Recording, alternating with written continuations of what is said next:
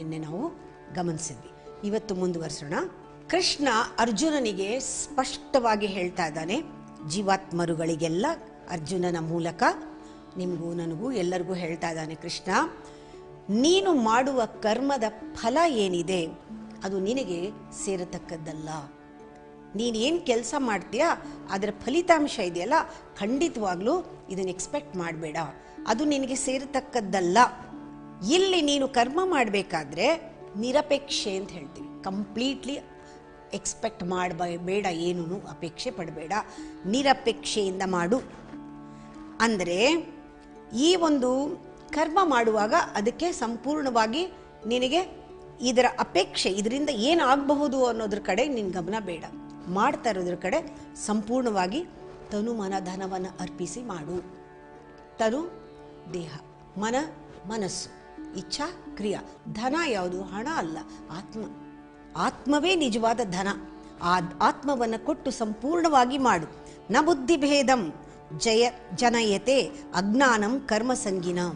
ಇನ್ನು ಮುಂದೆ ಹೇಳ್ತಾನೆ, ಹೀಗೆ ಸದ್ಯದ ಅಂತಸ್ತನ್ನು ನೋಡ್ಕೊ. ಇದು ತುಂಬ ಮುಖ್ಯ. ಕರ್ಮಯೋಗದಲ್ಲಿ ನಾವು ಸಾಧಕರಿಗೆಲ್ಲರಿಗೂ ಮುಖ್ಯ. ನಾನು ಈಗ ಎಲ್ಲಿ ನಿಂತಿದ್ದೀನಿ ಅಂತ. ಅಂದರೆ ನಾನು ಈ ಕರ್ಮ ಮಾಡುವಾಗ ಇನ್ನೂ ಚೆನ್ನಾಗಿ ಮಾಡಬೇಕು ಅಂತ.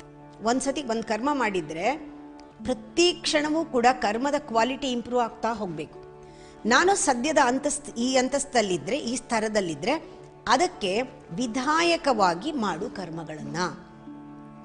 ಅಂದರೆ ಇನ್ನು ಮುಂದಿನ ಅಂತಸ್ತಿಗೆ ಹೋಗೋ ಹಾಗೆ ಮಾಡು.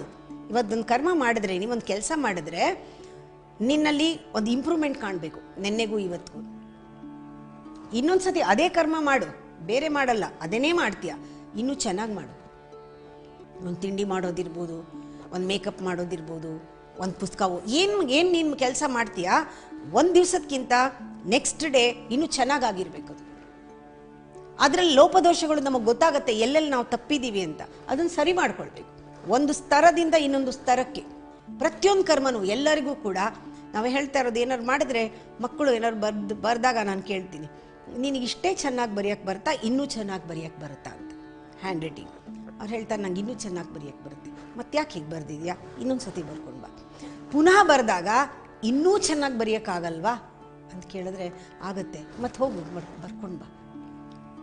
ಪರ್ಫೆಕ್ಟ್ ಆಗೋವರೆಗೂ ಇನ್ನೂ ಚೆನ್ನಾಗಿ ಬರೆಯೋಕ್ಕಾಗತ್ತೆ ನೋಡು, ಅಲ್ಲ ಪಿ ಅನ್ನೋದು ಕ್ಯೂ ಅನ್ನೋದು ಎಷ್ಟು ಸೊಟ್ಟಕ್ಕಿದೆ, ಇದು ಇನ್ನೂ ಚೆನ್ನಾಗಿ ಬರೆಯೋಕ್ಕಾಗಲ್ವಾ, ಒಂದೊಂದು ಅಕ್ಷರನೂ ಚೆನ್ನಾಗಿ ಬರೆಯೋಕ್ಕಾಗಲ್ವಾ, ಆಗುತ್ತೆ, ಮತ್ತೆ ಯಾಕೆ ಮಾಡಿಲ್ಲ, ಹೋಗು ಮಾಡ್ಕೊಂಡು ಬಾ.